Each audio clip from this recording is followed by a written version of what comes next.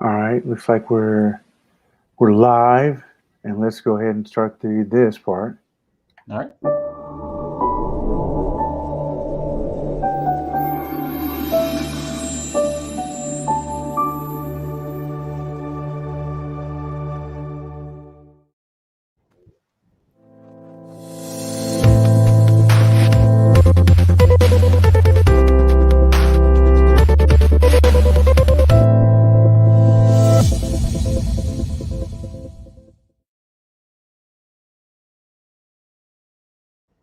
And last but not least, I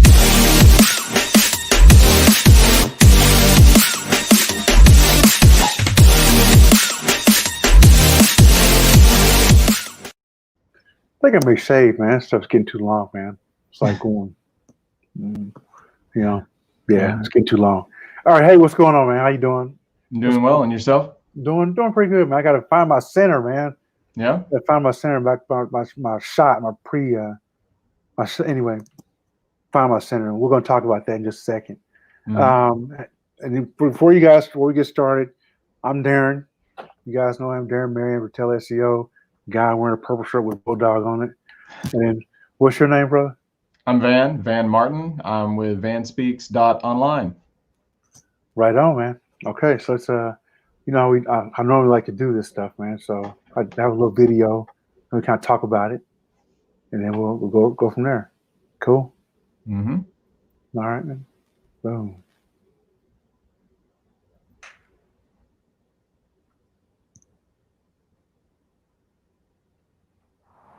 Hi, welcome to Rick Shields Golf Tips. Today I'm going to talk to you about how to perfect your pre-shot routine. Now, pre-shot routine is really important, so when you get to the golf ball, you're ready to take the shot. This needs repeated with every single golf club in the bag. As you can see, I've got set up 3 boxes. The one that I'm currently in at the moment is called the Think box. The middle one is the Feel box, and the final one is the Play box. When I'm in the Think box, this is where I make all my decisions about the shot. From how far the shot is away. So first off, I'm going to use my rangefinder to map out how far I am away. So that's saying I'm at 110 yards away from the flag there. Now this is really useful. If you haven't got one of these, it might be worth getting one. From there, I'm going to know what golf club I'm going to use. So I'm going to use my gap wedge from this shot. Okay. The wind's a little bit off the right, so I can make all my decisions happen here. From there, I'm going to take a step forward. Now all the decisions are done. I don't have to make another one. In here, this is where I'm going to feel the shot. So this is where I do my practice swings. This is where I imagine and visualize the golf shot going directly at the flag and going in. Building up confidence, making sure that when I step into my next box, I'm ready to take this shot. So now I've made all my decisions. I've done all my practice. I'm confident. I've visualized the shot. And in this box, we just want to hit. We don't have to think about anything. So I'm going to line this up straight at the hole. I'm going to have one last look, picturing that really good golf shot that I'm hitting, and then hit away.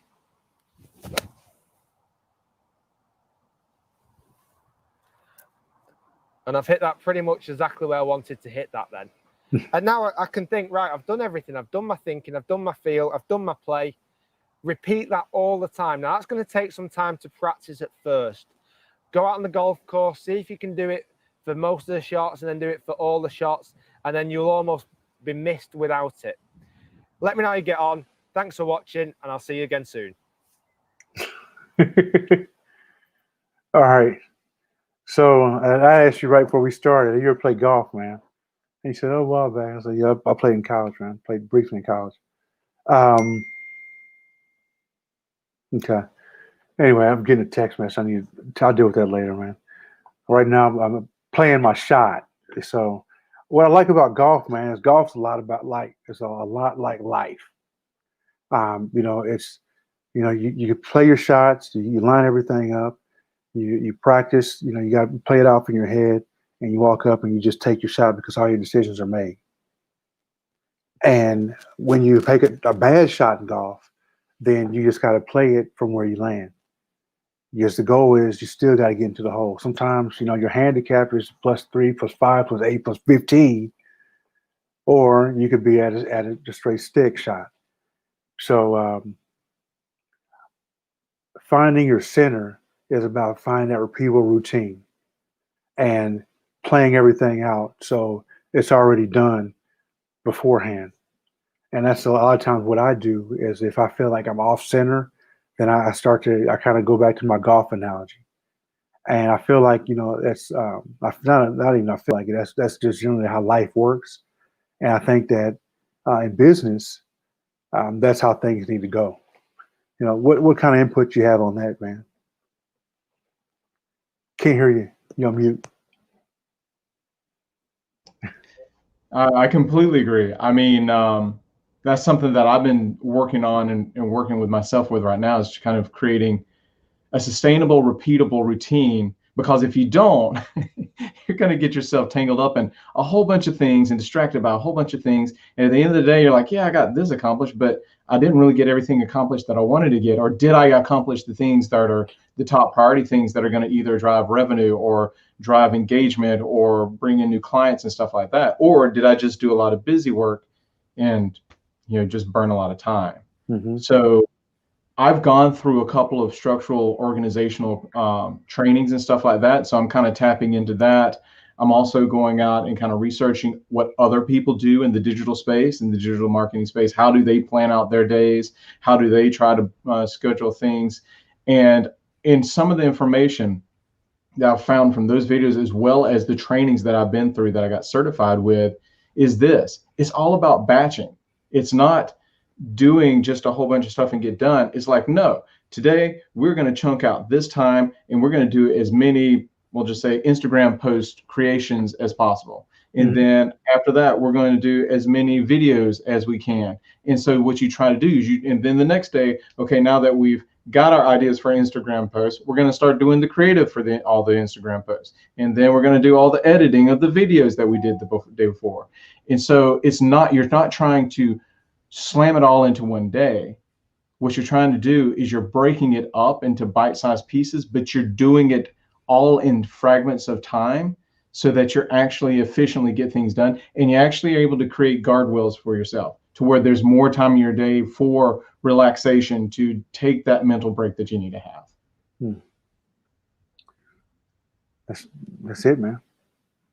But it's a lot easier said than done, because the text message comes in, the email comes in, the Slack message, the Insta message, whatever comes in.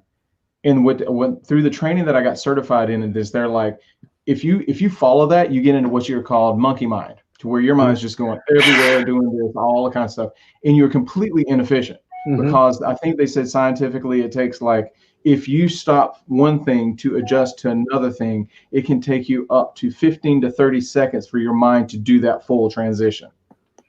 And if you calculate that up, how many times that you do that throughout a day, Mm-hmm. you could burn easily 30 minutes to an hour a day just transitioning from this to that. Instead, you got those Slack messages come in, you've got those emails coming in, you've got these other things that are trying to distract you. You're like, no, I am purposefully not going to look at anything until I'm done with this. Unless, of course, like you get a 911 call or family emergency or what, that's the only exception. Yep.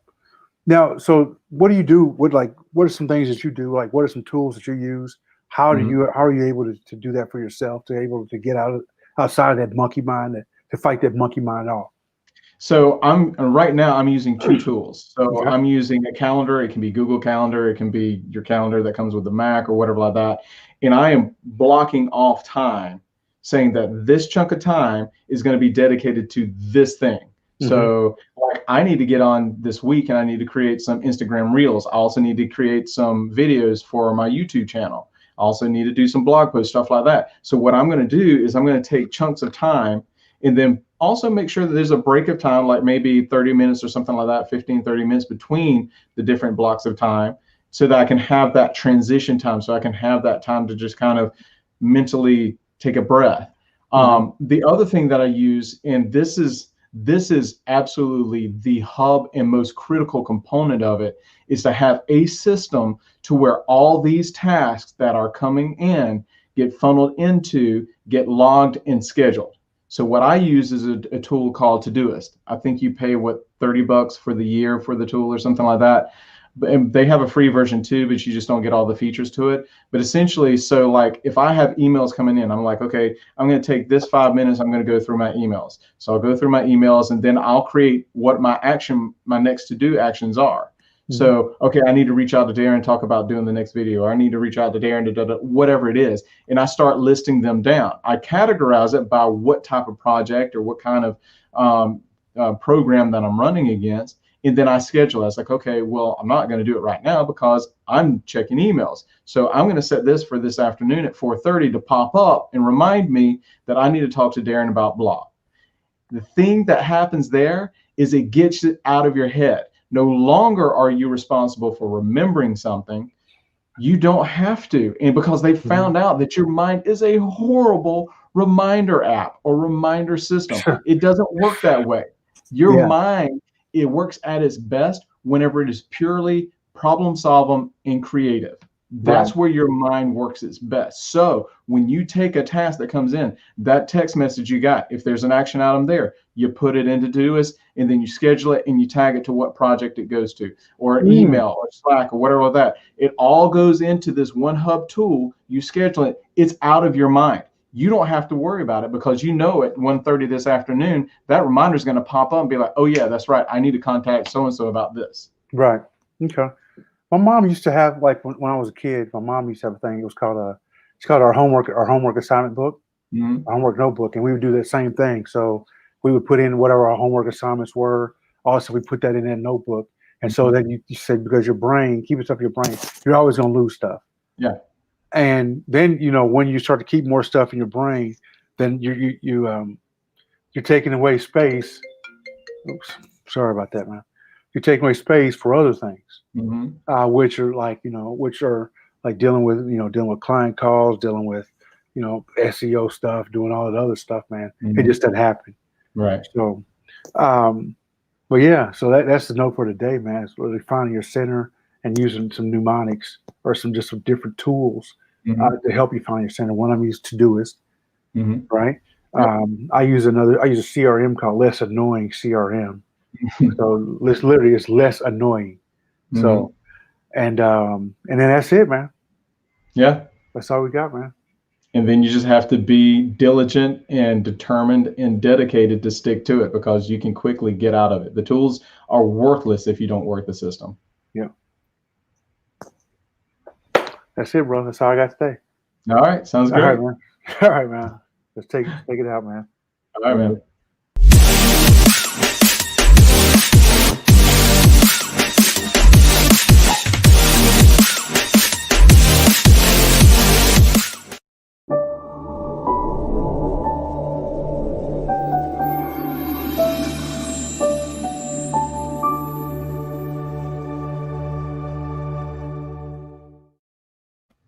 All right.